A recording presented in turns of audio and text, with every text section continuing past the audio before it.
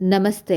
ನಮ್ಮ ಭಾವನೆಗಳನ್ನು ಬ್ಯಾಲೆನ್ಸ್ ಮಾಡ್ಕೊಳ್ಳುವಂತಹ ವಿಚಾರದಲ್ಲಿ ನಾವು ನಮ್ಮ ಸ್ವಂತ ಸಾಮರ್ಥ್ಯ ಮತ್ತು ಹವ್ಯಾಸಗಳ ಮೇಲೆ ಡಿಪೆಂಡ್ ಆಗೋದು ತುಂಬ ಒಳ್ಳೆಯದು.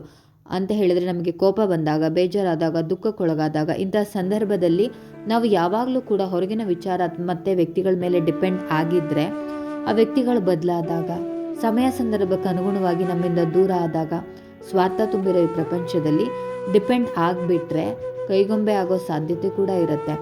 ಮತ್ತು ನಮಗೆ ನಮ್ಮ ಕಷ್ಟದ ಸಮಯವನ್ನು ಯಾವ ರೀತಿ ಫೇಸ್ ಮಾಡೋದು ಅನ್ನೋದೇ ತಿಳಿಯದೇ ಇದ್ದಾಗ ನಾವು ಆ ಒಂದು ಸಮಸ್ಯೆಗೆ ಸೊಲ್ಯೂಷನ್ನ ಫೈಂಡ್ ಔಟ್ ಮಾಡ್ಕೊಳ್ಳೋಷ್ಟು ಸಾಮರ್ಥ್ಯ ನಮ್ಮ ಹತ್ರ ಇರಲ್ಲ.